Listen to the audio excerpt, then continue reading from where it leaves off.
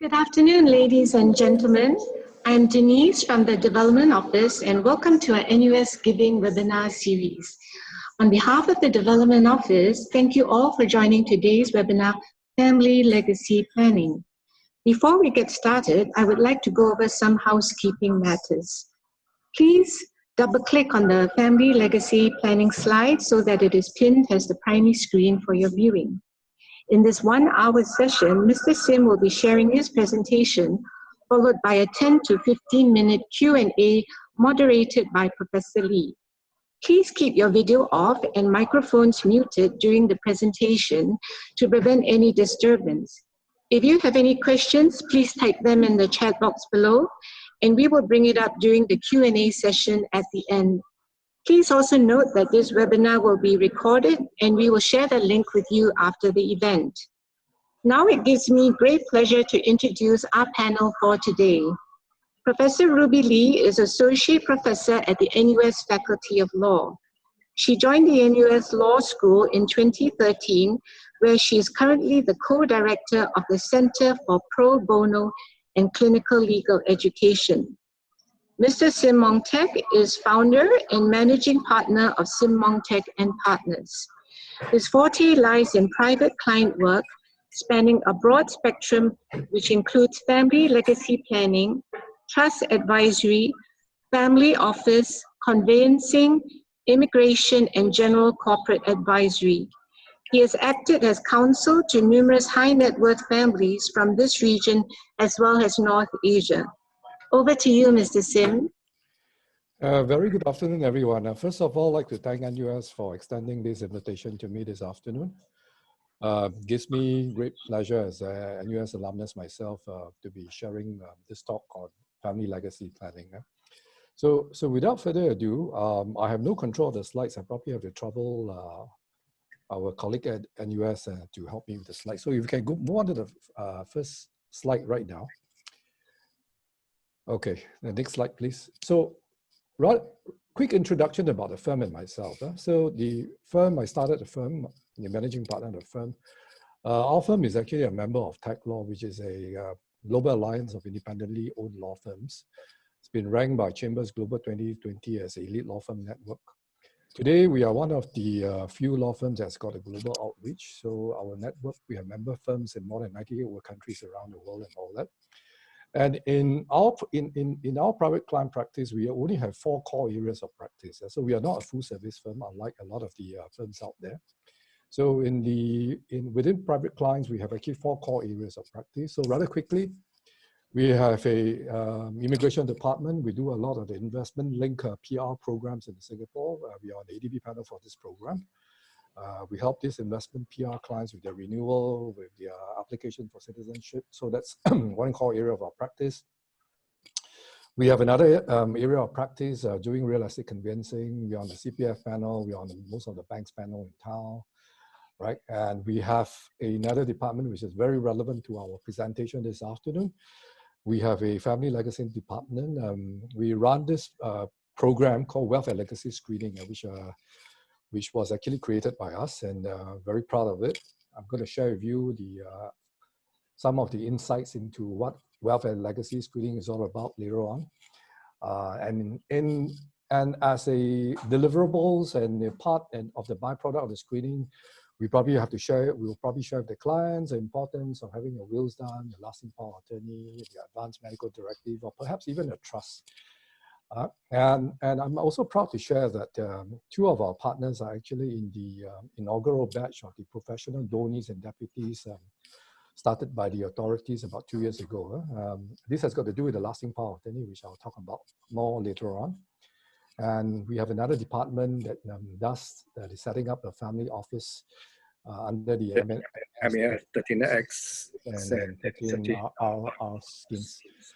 Now, the office is, our office is actually located at Paragon. If there's an opportunity, those of you happen to be shopping, most welcome to pay us a visit. So on to the next slide. Okay, now I'm ready to start. So I'm going to start the presentation this afternoon by sharing this very simple yet very meaningful quote to everyone here tuning in this afternoon. If I may just quickly read it out to everyone. The wealth I have won in my life, I cannot bring with me. What I can bring is only the memories precipitated by love. A lot of meaning to these words. Now, this quote actually came from someone very wealthy, very famous, but unfortunately no longer with us. He has passed on some time back and all that. Not sure any one of you is familiar with this quote, and anyone who can actually guess who this quote came from. Now, I'm going to give everybody a clue. Most of us are carrying his products. Would you like to make a guess? I probably can't hear you from you, but if your answer is Steve Jobs, you're absolutely right. This quote has been attributed to Steve Jobs. Reason why I always like to share this quote whenever I do a legacy planning talk is because although there's simplicity in the words itself, I think it conveys very deep and meaningful meanings to the very quote itself, because it's very true. So makes us reflect, to what extent is all of us, are we prepared for the eventuality when the day comes, right? How prepared are you in terms of your legacy planning, right? Protection for your loved ones, because the reality is, no matter how wealthy you are, whatever wealth you have accumulated during this lifetime, you're not going to bring any single bit of it with you. Now, if I may start with my presentation right now, page 8, I want to straight away introduce to you the 3 pillars of family legacy planning. Now, some of you may be quite surprised. Why am I talking about 3 pillars? Because I think for most laypersons, everyone will be familiar with the concept of having a will, perhaps even a trust. But the other 2 very important instruments that are quite often neglected, not aware of, are as follows. Number 1, the lasting power of attorney, and number 2, the advanced medical directives. Now, rather quickly, I just want to give a quick overview before I go into each and every pillar, explaining to you why the importance of that particular instrument, what purpose does it serve, and perhaps give you a little bit food for thought as to why you should be actually acting upon doing your legacy planning and getting all the various instruments in place. Now, first and foremost, LPA, lasting power of attorney, AMD, advanced medical directive, both are actually government-driven initiatives. Right, I think from time to time you see the authorities launching their campaigns. Right? The government body concerned is, of course, the Office of Public Guardian in this case, reminding everybody to do their lasting power of attorney. So first and foremost, what is an LPA? Now, LPA essentially is a legal document, right, whereby you may want to consider signing during at a point in time like this, when you're well, you have full mental capacity to deal with issues and matters should you lose mental capacity one fine day, right? We'll talk more about the LPA later on. Advanced Medical Directive is again another government-driven initiative, again another legal document, whereby you sign now, giving instructions under circumstances for doctors to decide on your behalf to pull the plug if you like, right, under certain medical conditions, right, so as not to prolong the process of dying, and in the process inflicting financial burden, emotional trauma to loved ones around you and all that. Okay, so maybe we can turn to the next page. I can explain to you the final insights of what an LPA is all about. Now, LPA, again, document, very important, that kicks in during a situation whereby one in future may potentially lose mental capacity. Now, sometimes, because we are doing a webinar here, so I'm not doing this live. I have no idea what is the demographics amongst the audience tuning in today, right? But for some of the younger audience in the family, I mean, in the younger members in the audience right now, some of you may be thinking, so, well, this document I don't have anything to do with this document because I'm on the right side of 50, right? Meaning I'm in my 40s, I'm in my 30s, right? I'm not about to get dementia, it's not my concern. Now, that's not true. Now, I want to just point out something which a lot of people don't realize is, actually, whoever you are, however young you are, we are equally vulnerable to this risk of losing mental capacity. Now, what do I mean? Now, it can be a simple case, everyday risk of crossing the road. You're not careful, you're not so lucky, you get knocked out by a bus, you may lapse to a coma. So first and foremost, what I want to explain to you is the lack of mental capacity covers a wide spectrum, right? You can have your conditions like your dementia, Alzheimer, that which is more often associated with more senior members of the society. But if you are younger members of society, you are equally prone to accident, a coma from accidents from fall. So first and foremost, this need is in all of us, regardless of whatever age you may be, right? So what is this document about? This document is about signing this document right now to put in place your choice of donees, right? Donees are whoever you are appointing, right? Whoever you are empowering, authorizing to step in your shoes. If one fine day we are not lucky enough, we should lose mental capacity, then your choice of appointed donees will step in to basically literally take over your life, your finances. What do I mean? Because the whole idea of doing LPA is to put in place your choice of donees to manage, number one, personal welfare, and number two, property and financial matters. So I would like everybody to run this image or run through this scenario through the back of your mind. Now imagine, touch wood, of course, if something would happen tomorrow, right? There should be an accident, a fall, and you lapse in a coma, and you lose mental capacity, right? Right? What's going to happen? Right? Practical consequences, which probably concern most of us, if not all of us, will be as follows, right? For sure, if you're in a coma, you can't work anymore, right? If you can't work, means there's no income, right? But on the other hand, your household expenses continue to run, right? Right? Your mortgage payments, your household expenses, if you've got kids still going to school, education expenses, and of course, mounting medical expenses, right? Coma means ICU, especially if you go into a private hospital, you don't even want to imagine how costly it can be. Just to give you some perspective of how expensive ICU costs. I mean, we had a client some years back, right? Went into a coma, 3 weeks in a private hospital. I won't mention which one. ICU. You won't believe how much the ICU bill came up to. Okay. I'll tell you straight away. It was almost $500,000 just for 3 weeks. But whatever the family went through during the 3 weeks was absolutely traumatic. Now, what do I mean? Now, number one, the family has no more access to the patient's bank account, right? Because the minute the patient loses mental capacity, the account becomes frozen, suspended, right? Because only that account holder can operate the account. No more income. On the other hand, you've got mounting bills to pay. So it was the perfect storm. So for clients or patients in that unfortunate situation whereby if you don't have a lasting power of attorney, what then are your options, right? So no choice. What that family did when he went to the bank and they want to access his bank account, the banker told the family members, right, not that they don't want to help, but it is the law. If you don't have an LPA, they told the family members, you have no choice, you have to engage a lawyer, get the lawyer to file a court application to court to apply for the appointment of an authorized person called a deputy. But the problem is that whole court process, number one, is going to can take you up to 6 months, right? It's costly, and at the end of the day, it's obviously not a simple process. Right? It's quite painful, right?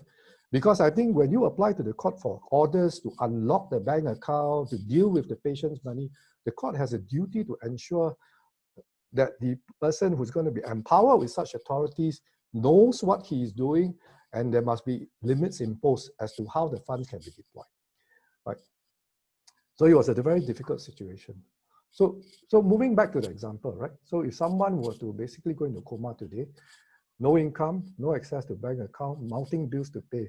Now, what if sometimes this scenario also pop up and the family is struggling with mortgage payments? Oh, we can't afford this to pay the installments anymore. Maybe we want to move to a relative's house and lease out the property. But unfortunately, property belongs to the patient. Patient can't sign on the tenancy agreement. Or if they decided to cut loss, say, okay, we can't afford the installments anymore. Better quickly, let's sell the house, raise some money, because we foresee we need to pay for even more medical bills, right? Household expenses. But stop there. Same thing, patient can't sign on the sale and purchase agreement or the option to purchase. So literally, while the patient is lying in a coma state, on the one hand, totally can't do anything. On the other hand, practically, the family's financial affairs literally comes to a standstill. So there is a solution today. That's why the lasting power of attorney is very important, right? Where you have full capacity today, quite apart from the will and all that, this is certainly one instrument that you need to consider actually drawing up. Now, I also want to elaborate a little bit more. Now, for lasting power of attorney, today, if you want to do a lasting power of attorney, you can go to, there are only two groups of professionals that can be your certificate issuer. So on the one hand, you can go to doctors. Not all doctors do that. Those on the LPA panel can obviously be the certificate issuer. And of course, the other option, you can come to lawyers to do it. Right, and there's also a difference between LPA Form 1, LPA Form 2. LPA Form 1 is a more generic form, right? They keep it actually quite generic, not so complicated, because they want to make it accessible, encouraging everyone to sign up. At the same time, I just want to explain to you, there's also LPA Form 2. Sorry, can we backtrack to page 9? Yeah. There's also LPA Form 2. Now, the difference between LPA Form 2 is this. LPA Form 2 is a customized version of the LPA. It's a bespoke version, which means to say that you can actually go to see a lawyer and get the lawyer to tailor-make the LPA to your specific needs and requirements. Now, over at our practice, we do our fair share of LPA Form 1, but we do also do quite a bit of LPA Form 2 because of our nature of our practice, whereby we actually deal with more high net worth clients and all that, whereby they have more specific needs and requirements. So I just want to give you an example of an LPA Form 2 that we have done some time back. Right? So I remember this was actually a medical doctor himself who was really in the 70s. So when he came over to see me, right, I remember he was a doctor practicing in Mount E. So one fine day he came over to my office. I'm in Paragon, right? So he sat down with me, told me, Montek, okay, I think, okay, well done. LPA, very important. I don't want to do a Form 1, I only want to do a Form 2, right? And his reason for wanting to do the Form 2 is this. So he was telling me, Montek, I'm really, my wife has really passed on quite some time back, right? So I'm a widower today, right? I've got my kids are all married with their own families and all that. So being the successful doctor he is, I mean, he's accumulated a certain amount of wealth and all that, with quite a few properties and quite a bit of funds in the bank and all that. So he told me, I don't want to do Form 1, I only want to do Form 2. And the reasons for doing Form 2 are as follows. So firstly, he addressed, remember LPA takes care of two things, right? Personal welfare, property and financial affairs. So when it came to personal welfare, he told me, these are my specific requirements to be spelled out to the donors. If I lose mental capacity one fine day, I don't want to be put in a nursing home, right? I want to be at home, right? And I mean, he has got very good reasons. I mean, I think while the aged homes, the aged home and the nursing care facilities right now, of course, over the years, the standards have been improving, but I don't think it has actually caught up to some of the clients' needs and requirements. So it's for that reason, he said, okay, I don't want to go to nursing home. Make it very clear, I want to stay at home. He has a few properties. He even specified, okay, this is a property that I want to stay in. And during my lifetime, while I'm living there while they're looking after me, they have no right to sell the property, right? And on the part of the financial affairs and all that, he imposes limit on how much the donors can access the bank account for, right? Up to a certain limit, and specify exactly what the spending requirements and all that. So all in all, long and short, he customized personal welfare requirements. He basically specified exactly how his finances is to be managed. So actually, I had a very interesting conversation with him, and my last question with him, I was joking with him. Of course, I said, Doc, because in this case, he was appointing his children to be his donees, right? Who else to trust but the children? I said, I was joking here. How come you don't trust your children? Why do you want to specify all these requirements and conditions and all that?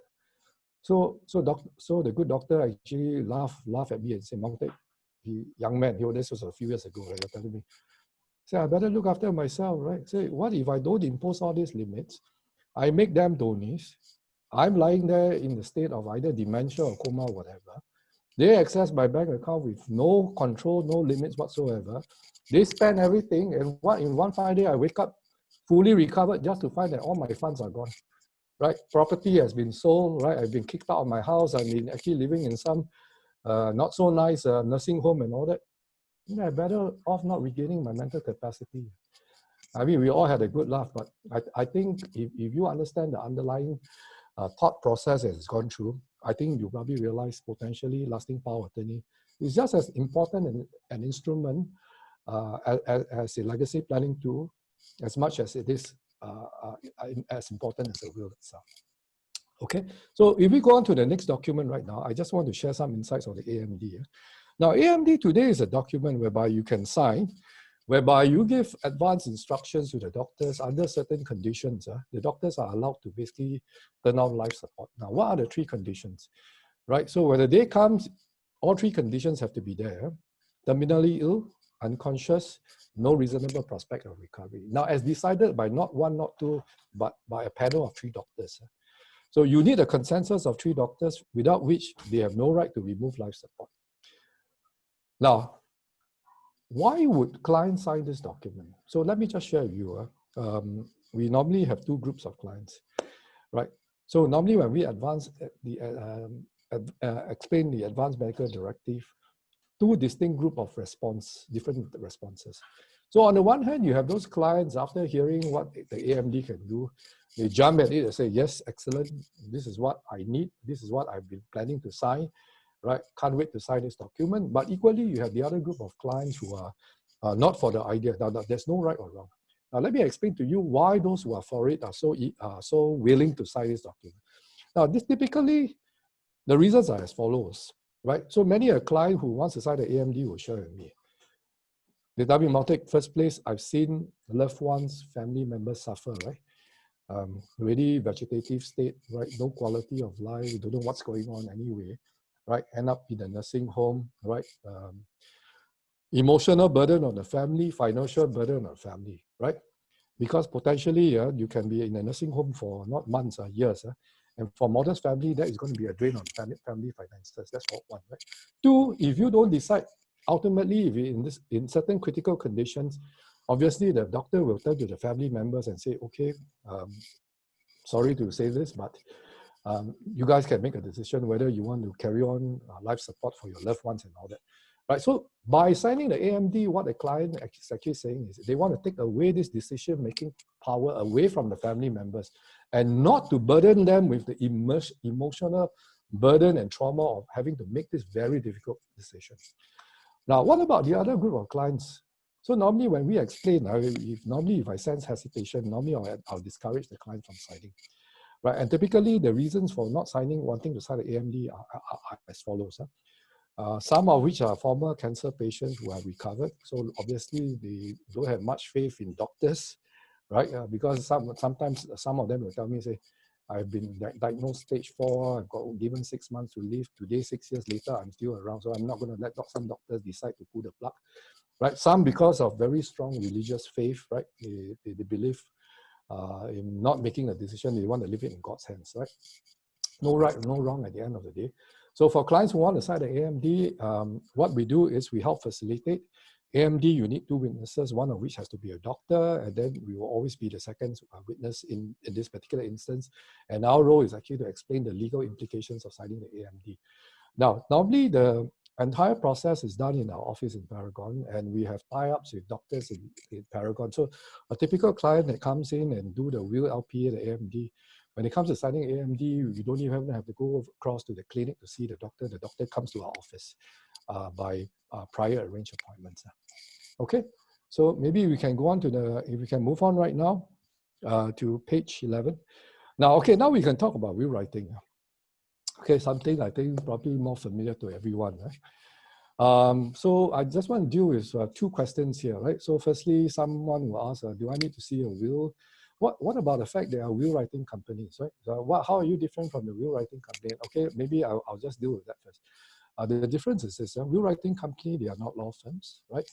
And the ones they may have law graduates in the law writing, the will writing company, but typically these are not practicing lawyers, right? Important thing to take note is will is ultimately a very important legal document, right? So when you are drafting a will, it's not so much. I mean, the way we do it, it's not so much the client come in and tell us, say, hey, Maltic, I have this, I want to give to who and all that.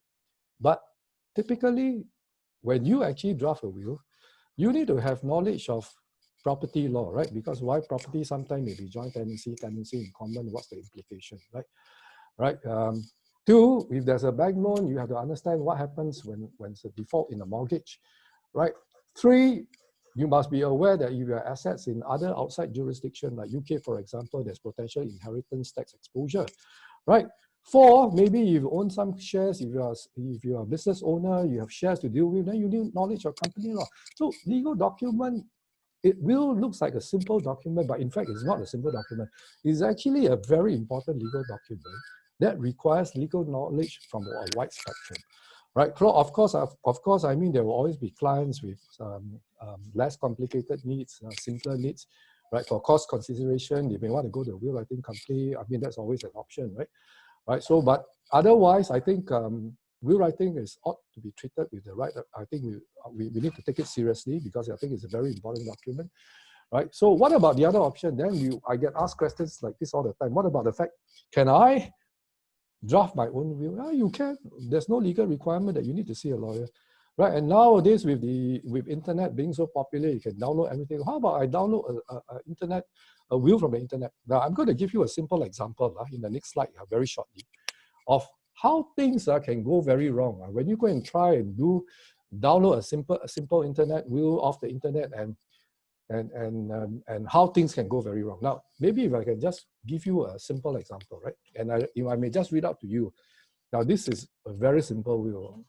Why simple? It's only got one clause, right? It looks deceivingly comprehensive and all that. What do I mean? Okay, I quickly read it out to you.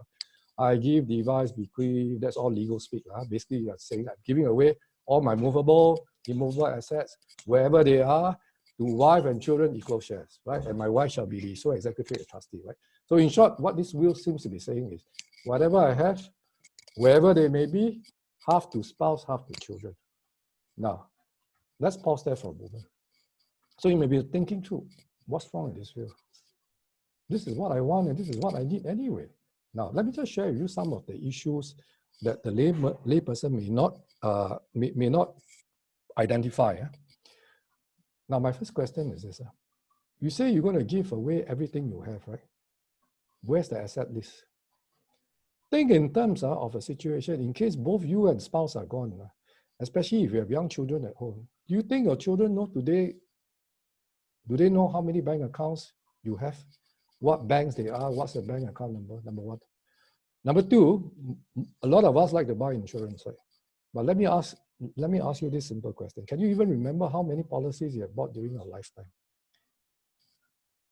Which company? Where have you kept your policies? Right? Have you made your nominations? Now, think for a moment. If your kids don't even know that you have bought the insurance policy, do insurance company automatically pay out? Or do you need the family members to go and file a claim? And if they don't even know the insurance policies exist in the first place, how are you going to file the claim? So how does it help your family when you say, hey, everything I have, half here, half there, and all that? So that's problem number one. Now, problem number two, very clearly, this person here wants to give half the assets to the children, right? So let's talk about a very common case whereby most couples, including myself, we have a matrimonial home, right? And most matrimonial home, is it in one name or two names? Two names, right? Right. And if you have a matrimonial home in two names, I don't know whether you still remember, right? You can choose either joint tenancy, tenancy in common. Now, of course, the more common choice is joint tenancy. But let me ask you, what happens in the joint tenancy if there's a demise? Do you remember joint tenancy, husband, wife, husband dies, whole property goes to wife. But what is this will saying? This will says if I have an immovable asset, which is let's say a property, half to wife, half to children. But hang on, your joint tenancy say if you go, it goes to your wife. But in this will, it says that your property wants to be divided between half and children. Half to wife, half to children. So which supersede? I'm sure some of you know, your joint tenancy actually supersedes your will, right? So if you download this will without knowledge of how joint tenancy work or forgot about how joint tenancy work, you would have been depriving your children of a stake in the property, which was your original intention in the first place. So that's another clear-cut example of how things can go very wrong. I give you another example of how this will is somewhat not adequate. Now, for those of us who has got a mortgage over the property, right? Right, you say you want to will it, let's say for example, right? You spouse, something happens, so then you say no will, doesn't matter anyway, or even if there's a will, say it goes to the children.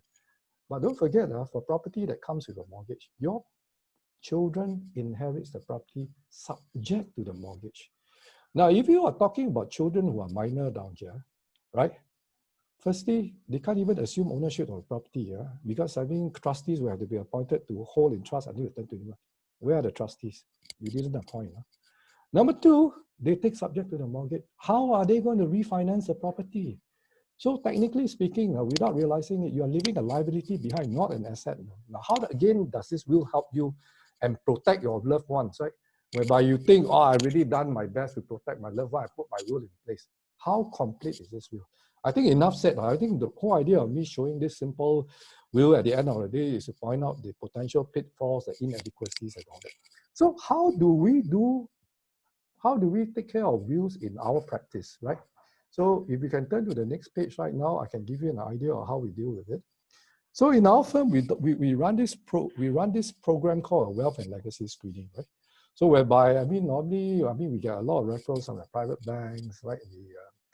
The insurance companies, the brokers and all that, right? Whereby, now, we coined the phrase wealth and legacy screening.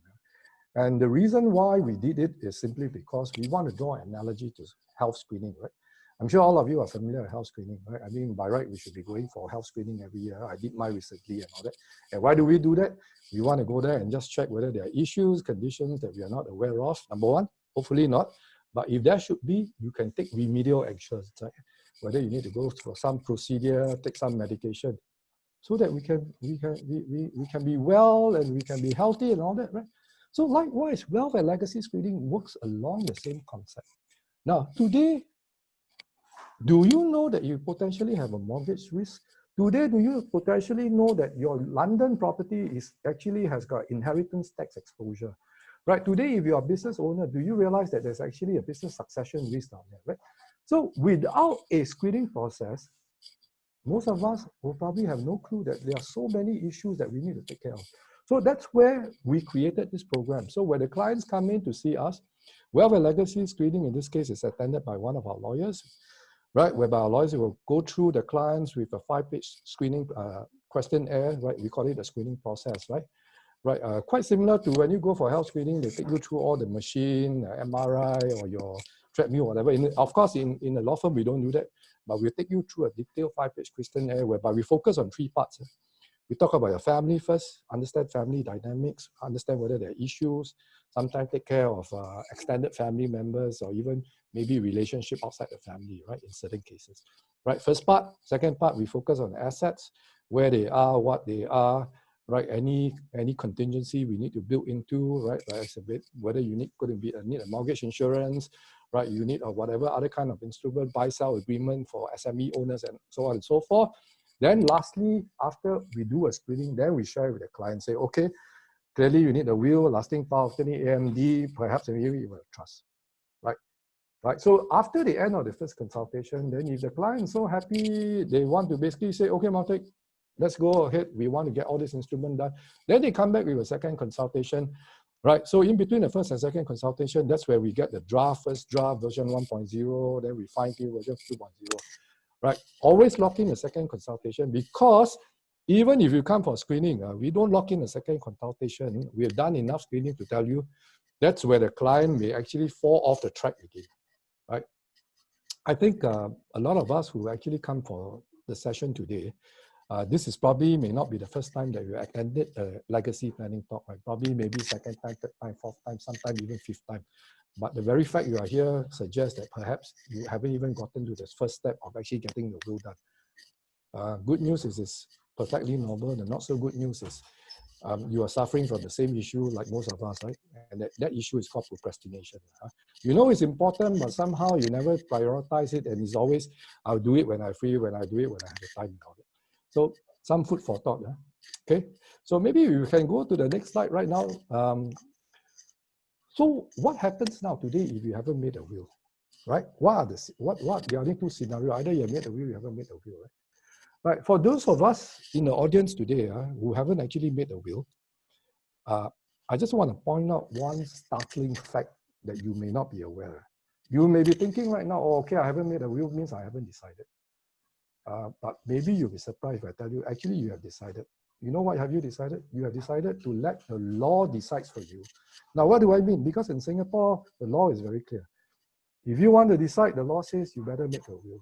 Because the minute you don't make a will, then that law will kick in and decide for you. And that law is called the Intestate Succession Act, which governs all deceased estate whereby they have not made a will. And rightfully so, right? Because there must be some clear default rules of distribution in deceased families whereby they haven't actually done a will.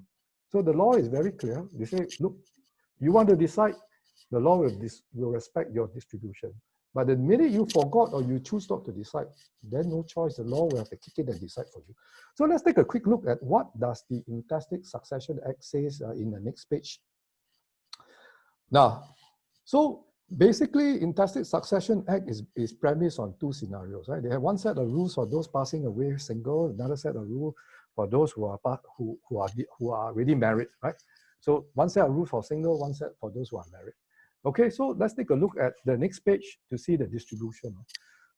So for a deceased who's single, so basically, and that includes someone who's unmarried, widow, and divorced, and the default distribution in order of distribution will be as follows. If there are children, your children will get no children, parents, no parents, siblings, no siblings, grandparents, no grandparents, uncle, aunties. If nobody else can be located, then the default beneficiary will be the government. Right? So sometimes I get asked this question. So does it mean that today, if I'm single, I'm quite happy with, let's say, for example, I'm single today with kids, and I'm quite happy with the distribution. Does it mean that I can choose not to have a will? You can, but the following issues would have not been addressed. So example, there some time ago, we attended to this client, a single mother, 2 kids, 8 years old, 10 years old, right? So initially she thought, okay, I'm quite fine, I'm quite happy. If I go, I don't have a will, both my kids inherit half-half, right? Until we told them, you forgot the fact, if something would have happened tomorrow, your children are minors, right? So if they are minors means what? Number one, who's going to hold in trust for them? Because below 21, you can't manage your financial matters and affairs, right? So you would have forgotten to put in place your choice of trustees. And the other missing appointment is you've forgotten to put in place your choice of guardians, right? Legal custody, right? Important, right? Because imagine if you're a single parent and all that, if you're no longer around in this world and all that, surely you want to decide whether is it going to be your parents or your siblings who's going to impart the right values, bring up your kids. So that's the concept of guardianship. So the will is important in a case like this, whereby because through the will itself, you can address 3 important issues. Firstly, lock in your choice of trustee to hold the assets, lock in your choice of guardians to basically have custody of the kids, and more importantly, spell out your asset list. Because why?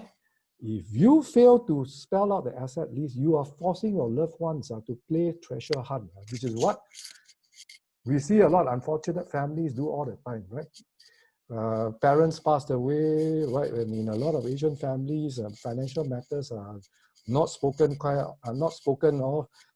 Family have no idea whether there's insurance, there's actually bank account. Do you know what we end up doing in all those cases? The lawyer will end up having to write to all the banks in Singapore, all the insurance companies in Singapore, wait for a reply to come back. Meanwhile, what could have been wrapped up in 6 months may well take 1.5 years. So it's totally unnecessary, it's painful, it's costly. So food for thought. So if you were to go to the next slide right now, so a quick snapshot, what happens if someone passes away married, right? In which case, if they are basically married with wife and children, then basically it says half to spouse, half to kids, right? So you basically married, no kids, then half to spouse, half to parents. This is something that some clients are not aware. So again, if you are a married couple today, no kids, right?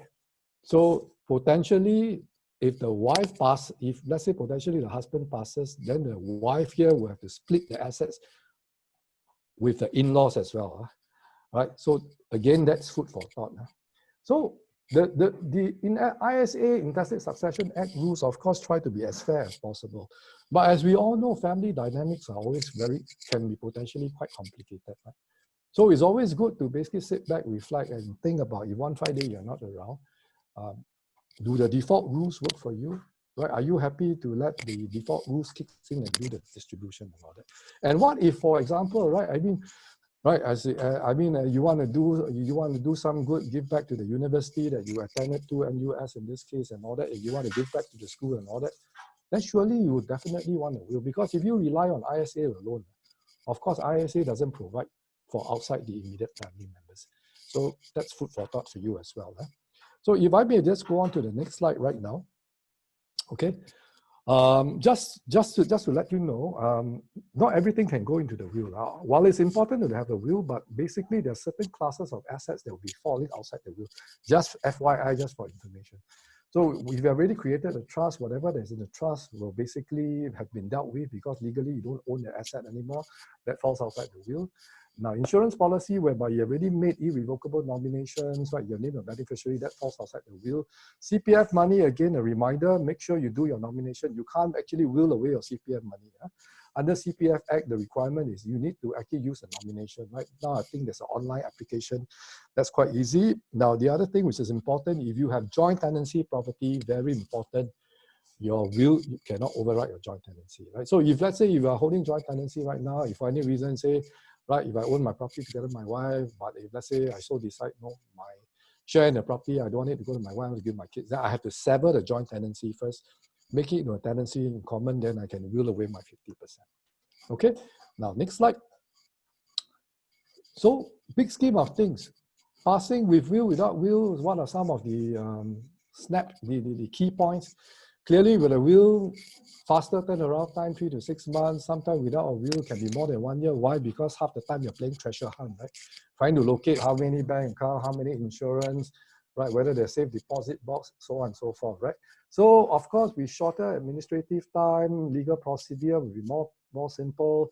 That translates to lower legal fees, right? Without a will, they call it a letter administration process. Definitely, I think you're going to be looking at much higher fees, depending on how complex. Right, so with the will, you get to appoint all the key appointment holders, right? Who your executor, your guardian, your beneficiary, your trustee. Without a will, everything will be default choices. So again, do the default choices work for you, right? So that would be a simple snapshot of the important difference. So moral of story is definitely, I think if it's up to you, you certainly will want to consider having a will. Now, if we can turn to the next slide right now. Okay, let's do a quick wealth and legacy. Okay, I'm going to do a poll right now. So if you can quickly do a poll, I'm just going to ask you a couple of questions and let's see how you fare. Okay, now first question, do you have a will? Okay, quickly, yes, no, let's click. Right, and we can see the result of the poll in just a minute's time. Okay, do you have an asset list? Okay, even for those who have a will, I want you to just think, did you actually have an asset list? Right, if you don't have an asset list, think about all the potential issues that I've just shared with everybody. Okay, no, okay. Next, have you made your LPA? I think probably a good percentage will probably, okay, with these 3 questions, let's do a submission and then let's see the outcome. Okay, okay, let's see. Okay, what do the stats tell us? Okay, 60% still do not have a will. Well, that's actually quite consistent with normal statistics. Right, 49% of you do not have an asset list.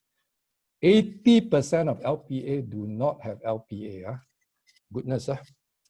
Plenty of food for thought. Now, 4th question is, now I want to ask this cheeky question to the 40% of you out there that have made a will. Do your family members know that you have made a will? Number 1. Number 2, do your family members know where you have kept your will? Now, we get cases like this all the time, right?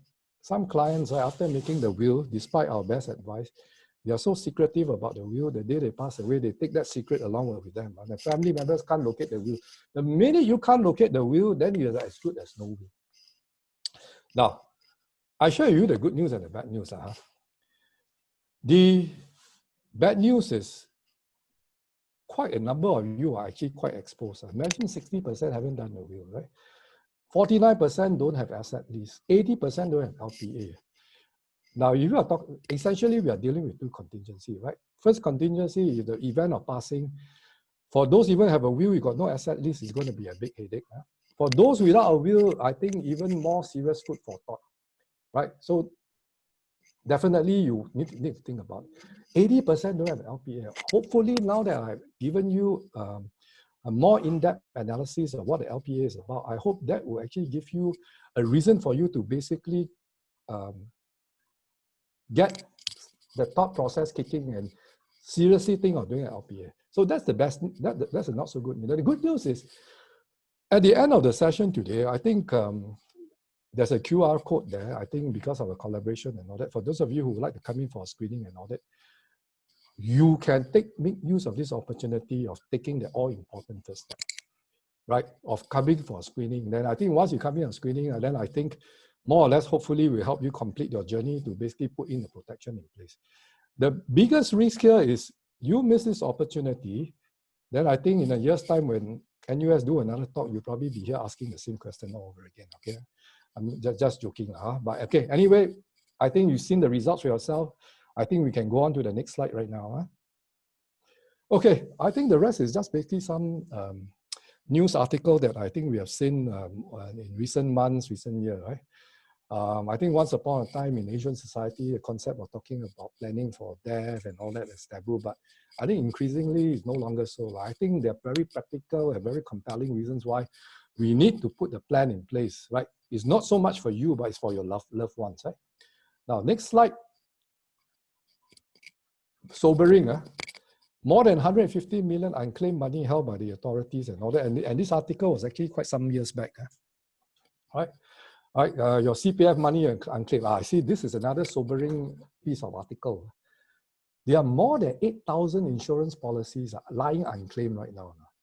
Right, so you ask yourself, why on earth are we buying so-called protection for the family, and yet at the end of the day, family members don't even know the policy, and it's very real, right?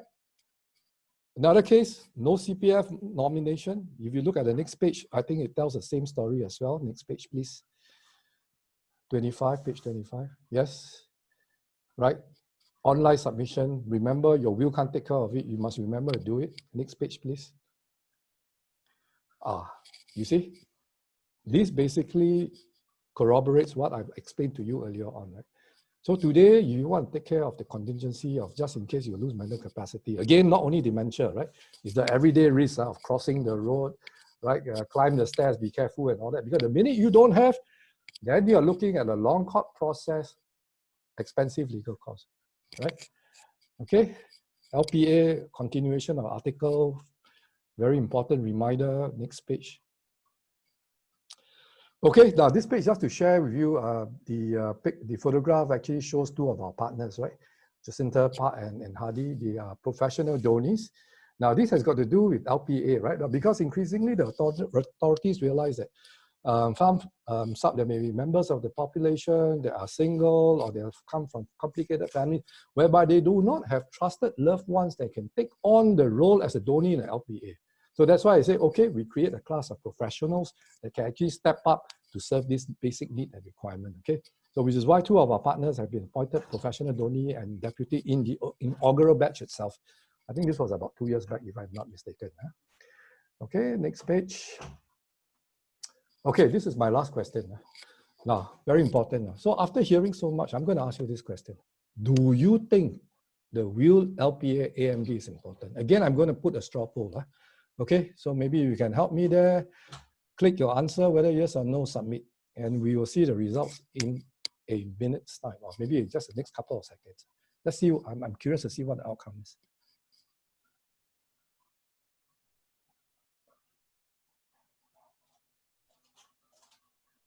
It's taking a while, I'm surprised. 98%, well, I actually expected 100%. Okay, but anyway, 98% is still nonetheless a resounding yes. Okay, but you'll be surprised. Despite 98% of you thinking that all these instruments are important, do you realize that from statistics, from experience, let's take a look at the next slide. The sobering statistics suggest that 70% of you will probably still end up doing nothing, despite 98% thinking, everybody agree. Is it important? It's important. Do we need to do something about it? Yes, right? But the answer is always, okay, let me do this weekend, right? When I have more time, or maybe let me do it next week when I'm on leave, right? Or maybe I do it in the second part of the year when I have more time. reality of the matter is legacy planning, will, lasting power of Tele are not matters where it's going to be at the back of your mind on a day-to-day basis. It's always a not immediate priority. So the statistics have shown 70% will end up doing nothing, only 30% will do it, simply because of one word of procrastination. But you ask yourself, those of you who are here in the audience today, how long have you procrastinated? Right, so the call to action is there. If we can turn to the last slide right now. If you think we are able to help you, you're more than happy to see us, or if you have got your own lawyers, by all means, go to your own lawyers. But whatever it is, there are so many of you who are currently quite exposed. You haven't got your will LPA in place. I definitely urge all of you to take this seriously and to do something about it. And with that, I want to thank everybody for your kind attention, and the NUS staff for helping me click the slides and do the straw poll. Now I'll basically hand over the time to Q&A. Thank you.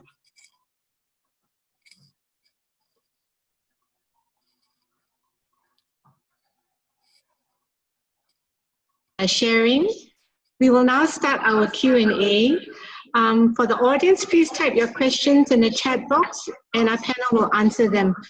Prof. Lee, over to you. Hello, everyone. I think that Mr. Sim has given us a lot of food for thought. Right? In addition to the COVID fears now, we are also now very worried about what will happen when we die or if we lose our mental capacity. And Mr. Sim has actually provided us with some solutions as to what we can do. So while we're waiting for the questions to come, maybe I can ask Mr. Sim a personal question. Sure. Mr. Sim, have you made a will? Yes, my will is in place. My LPA is also in place. But I'll own up. The only instrument I haven't signed is the AMD because I wasn't ready. Yeah. So as you can see, for the rest of us, even though Mr. Sim is advocating for it, he still has one instrument missing. And I'll be honest, I have made a will, but I also have not made an LPA nor an AMD. But having gone through this talk, and as well as a whole lot of talks that I have also myself given, we do tell everyone that you've got to do it. But Mr. Sim, from the way that you have given the talk, we do realize that the will is an instrument which we're talking about planning. So it is not so much what the will is, as opposed to planning so that the will can reflect what we plan. So Mr. Sim, would you say that perhaps it's not just making one will? A will should be reviewed, revised, and the will should move along as you age. So maybe earlier in life, you will think of focusing on your children, appointing guardians for your children. But if your children have grown up, they are quite independent, then maybe the will should be revised to perhaps give back to society, donate to NUS. Is that what you would recommend? I couldn't agree with you more, Prof. Lee. Fact of the matter is the will actually is a living document that you have to update, and it evolves with changing circumstances in your life, right? So because all of us will go through different milestones in your life, right? So you'll be at the stage whereby early in life, when you have young children, then you should have a will basically to put in place, right, to address the contingency. Should something happen, your children are young, you need your trustee, you need your guardians, right? Right, the typical second milestone will be the day when your kids are grown up, right, and they're about to get married. Right, that's where typically, right, the anxious parents will come and see us and time to update the will, because sometimes you have the mother saying, I'm worried about the potential daughter-in-law that's coming into the family, and I think I need to have some kind of protection in place, maybe perhaps a trust or whatever. Or sometimes is the anxious father that come in and say, I'm worried about my son-in-law, it's time to do something, blah, blah, blah. So that's the second milestone, right? And the natural third milestone will be when they become proud grandparents, right? You want to basically cater. So at every milestone, that's when you have to come in and update and basically refresh your will. And of course, we don't, and for some, at the third or fourth milestones in the natural evolution of one's life, that's where you seriously want to think about giving back, right? Be it to the schools you came from, to the society at large, right? Philanthropic undertakings and all that. So you're absolutely right. So it's perfectly normal for one to actually go through at least maybe 3-4 different versions, right? I mean, open secret, founding father had 7 wills, right? Yeah. Yes. So how many times would you recommend on the whole? What are the milestones so that people can remember that that is when they should go and update? My general recommendation to clients, I think, well, I think if you're doing a checkup, medical checkup, you'll be once a year, right? But I think every 5 years will probably be a good milestone for you to come back and check in with the lawyers and say, look, whether there's any update required, because one simple thing, now even if you may have already made the will, but for most clients, your asset class tends to be changing, right, all the time. Right, rather fluid situation. So definitely my recommendation, every 5 years, 6 years is probably a good time, come in, check in. It may well be, the outcome will be, oh, actually nothing needs to be done. I think it's still fine.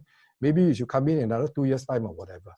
So long as you have this regime of constantly reviewing, checking and all that, then I think the protection is there, right? The family is taken care of, then I think everything should be fine.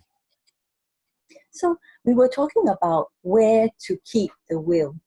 Yes. You were saying that tell your people where the will is. But where Yes. should the will be kept?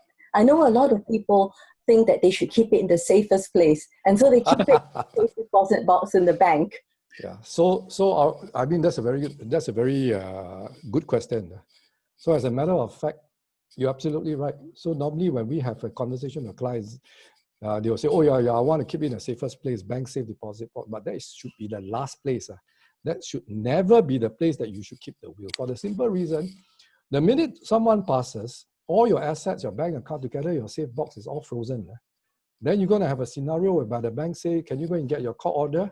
See who's entitled to basically to the contents of the safe box, then we're going to allow that person. But then it's a chicken and egg situation. You need the will to go and get the court order. And then the bank is telling you, I need a court order before I let you unlock the box. So whatever it is, never keep in a safe deposit box. So for most clients, I would normally advise them, I think the simplest way would be to buy a fireproof home safe. Just keep it at home, right? And let the family members know, look, in the study room, there's this fireproof home safe. There should be anything that happens together with all my asset list, my insurance policy, everything is in this nice little folder in the file. Right? Anything happens, right? You don't even necessarily need to let your family members know what's the lock combination and all that. Because when the time comes, need be, you can call the locksmith to kind of open up. Right? If you just basically produce the death certificate and you just explain and all that, that's the least of the problem. Yeah. We also have a question that in addition to where do you keep the will, where do you keep the asset list? So would you be advising the asset list to be part of the will, or would the asset list always be separate? Well, you can actually have both arrangements. I'll explain to you the pros and cons. Now, if you have the assets neatly defined within the will itself, then of course everything is within the will, everything clearly stated, right? My UOB account to whom, my DBS account to whom, and so on and so forth, right? But so that's a pro of actually having your asset clearly defined within the will itself. But the disadvantage is, depending on the age of the client, right? But if you are still belong to, I mean, if someone is still quite active in their investment, whereby tendency, whereby the portfolio is going to change quite regularly and all that. So the disadvantage, you probably have to come back even more regularly to see the lawyer to go and get your will updated, maybe even as often as 1 year. But every year you probably want to come back, right? Because your asset keeps changing, asset class keeps changing. But the majority of clients actually go for the other second option, whereby the will itself will be basically general distribution, right? So maybe you may want to mention, okay, maybe simplest of example, 50% of everything I have to my spouse, right? The other 50% equally to my 2 daughters. But as to what exactly everything is, that will be actually in the asset list that is attached to the will. It doesn't form part of the will, but it's actually an appendix to the will, if you like, or maybe even strictly speaking, it shouldn't be called an appendix. It's just an asset list which you can update, refresh at your own will without having to go back to see the lawyer. So depending on the client's individual circumstances, needs and requirement, we'll be happy to actually advocate whether you go for the first option or the second option. But whatever it is, even if the second option, you definitely want to keep the asset list together with the will in the same folder. Yeah, that is very, very helpful, because a lot of people don't really know how to manage on one way or the other as to how to keep. Now we have a very interesting question now, where a member of the audience is asking, would you advise that one with a will share the contents of the will with the intended beneficiaries to avoid dispute in court while one is still alive, to avoid any miscommunications? Okay, I want to start off by answering to say that this, strictly speaking, is not a question of law. It's not really a legal question, so to speak, right? But nonetheless, I'm happy to share with you some insights, right? Rightly, wrongly, and all that. Now, there are 2 schools of thought, right? One school of thought says, no, it's my assets. Who I want to give to at the end of the day, it's my right. Right? The day I'm gone, they read the will, they're not happy, the distribution doesn't concern me, because this is my asset, right? How I want to give, who I want to give to, my say. So long as I'm around, I'm not prepared to basically disclose. Now, some clients like to do that, especially for slightly more complicated family situation, whereby they want to keep their children on their toes, right? They want to make sure they still toe the line, they're still good sons and daughters, be filial, right? Rather than they upfront tell them at the end of the day, I mean, of course, if it's equally distribution, you're not going to have a problem. But more often than not, there might be not so equal distribution. And by telling, there might be some repercussions. Okay? So that's one school of thought. Now, the other school of thought is, well, probably they are more concerned about repercussions when the time comes, right? When they're no longer around, right? So different consideration, different needs, right? So in cases like this, they may want to have a family discussion and say, okay, now look, I'm actually consulting a lawyer. I'm actually in the process of drawing up a will, right? And I want to explain to you why in this case I'm giving more to your brother rather than the sister, right? It could well be a case, in this case, your brother is helping out in the family business, right? Whereas you are not in a family business. So in which case, I need to basically give the family business to your brother, or giving more share to your brother in this case, because of all the sacrifices that he has made over the years and all that. So there is no simple answer to that particular question. So which is why the wealth and legacy screening process is a very important one, right? As you could recall, the way we do it is when you come in for screening, we always talk about, over and above anything else, the family first. We want to understand the family dynamics. We want to understand any complication. We want to understand what issues we need to address. Then from there, at the end of the session itself, then we are in a better position to give advice and all that. Now, the other thing I didn't get a chance to mention is, we also help clients to come up with family constitution and governance and all that, right? And whereby these are typically for the family offices, whereby larger families, larger assets, whereby they are thinking of really legacy across 2, 3, 4, and multiple generations. And whereby the founding father himself want to lay down a family constitution to put in place the spirit of the distribution, why he's going to do certain things, what the funds are supposed to be used for and all that. Right? So these are actually rather interesting concepts that I think a lot of us may not be familiar with, because I think it's still fairly new to this part of the world. I mean, I'm talking about family constitution, governance, and everything else. But definitely, I think to answer the audience question, I think the screening process is going to be very important. Through the screening process, then we'll probably be in a better position to advise whether you should go through this option or this option. Then we have a maybe we should move a little bit away from the wills and answer a couple of questions on professional deputies and professional donees. I think we have a question here where they were asking as to how do we ensure that the professional donees will do as dictated. Yes, first and foremost, professional donees and deputies are all regulated by law. Right, they will basically, there'll be governance in place whereby they'll be held accountable. I mean, just like at the end of the day, how do you hold lawyers accountable in the discharge of their professional duty and all that, right? So if you're going to ask me, is it 100% foolproof in a sense that can we ensure that the deputies do not turn rogue and all that? Well, the provisions are there, the regulations are there. Of course, there are heavy penalties involved in case these deputies do not undertake their responsibility and all that. But I think just as in everything else, I mean, the possibility exists. It's not going to be 100% foolproof, but it's as foolproof as the law, as far as the law allows, and as far as the law regulates. And that we have a question on what is the cost of creating an LPA and how long is the process? Okay, if you are doing I'll be upfront with everyone. Where LPA cost is concerned, I think there are wide spectrum of costs. I can only share with you what we charge in our firm, right? So typically, if you're looking at the LPA Form 1, then I think we are looking in the region about maybe about $400, right? And if you're talking about LPA Form 2, then basically we just have to sit down with the client, understand the needs and requirements, and probably the quotation will follow after the screening itself. Now, normally, how long does it take? We're probably over 2 appointments, right? First appointment, probably sitting down with the client, understand what the needs and requirements are.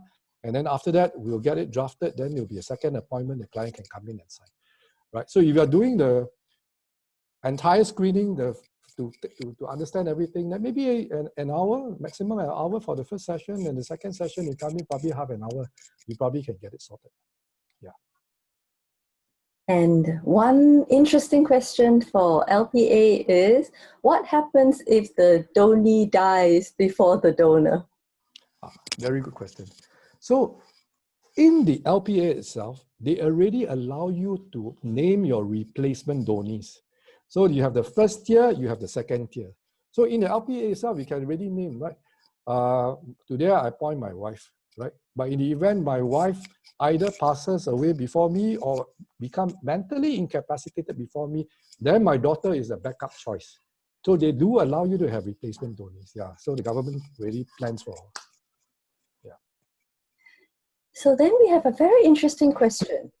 What is the difference between a living trust and a will in Singapore? Okay.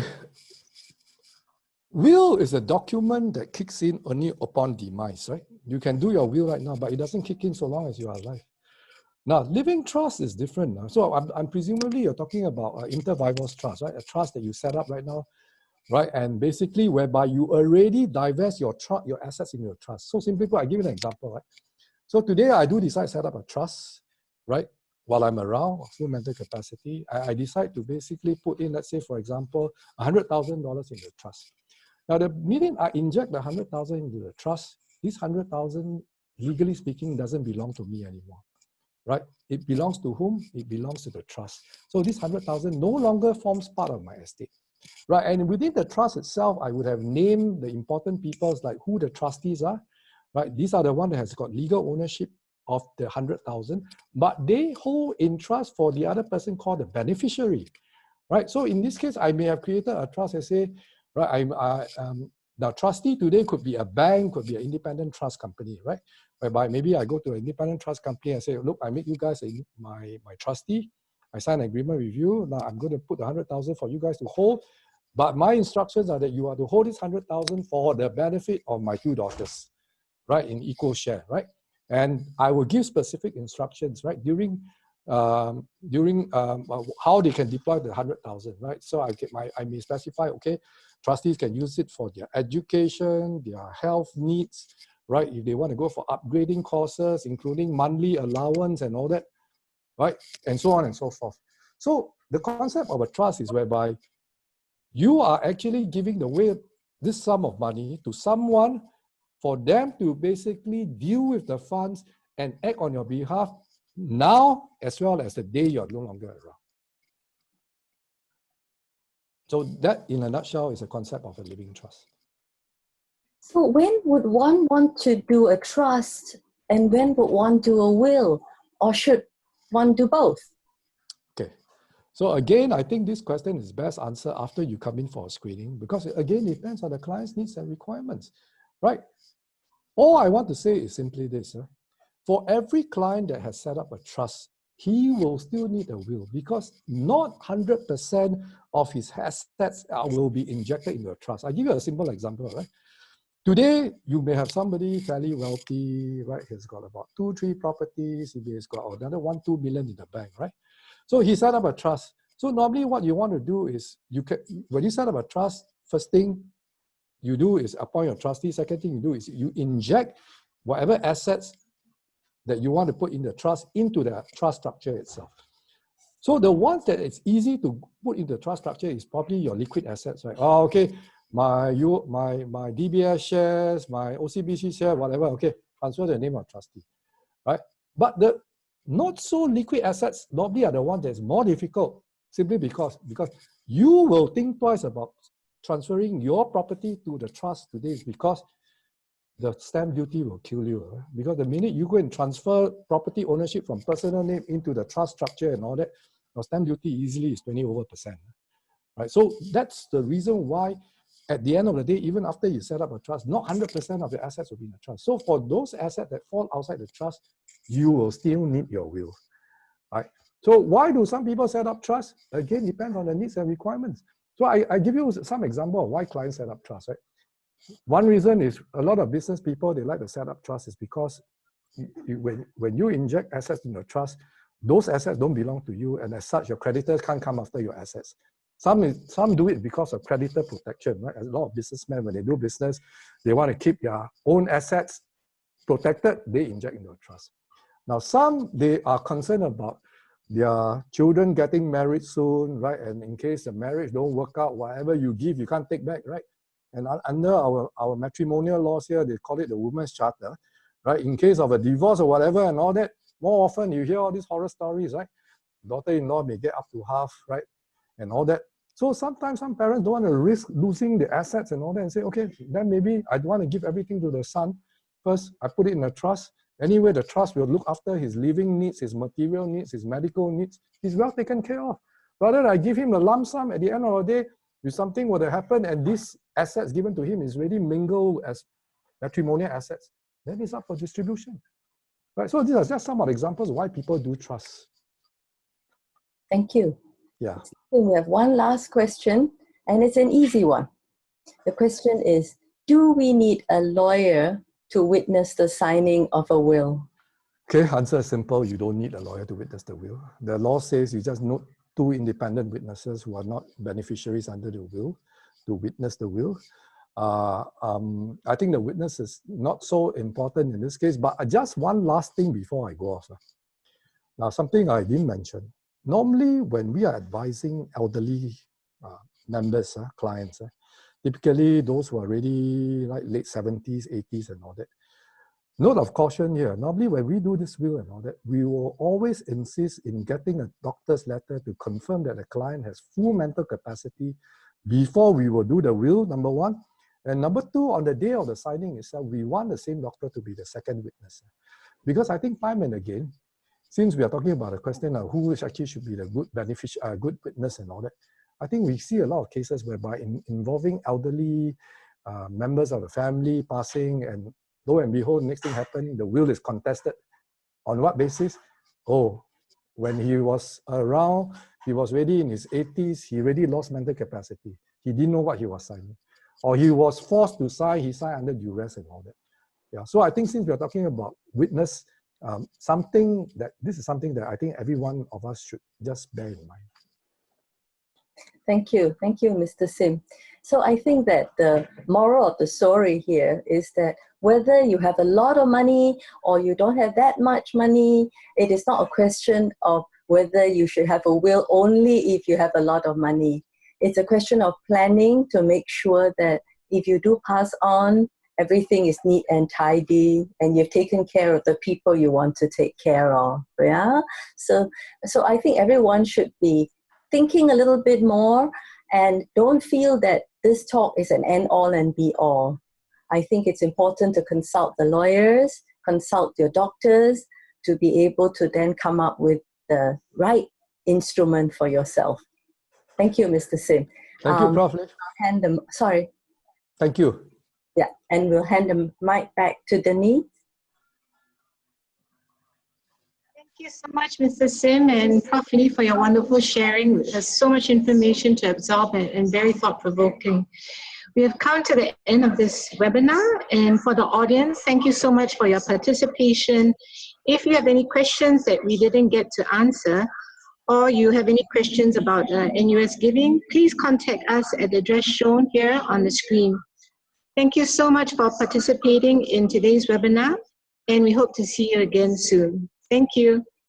Thank you.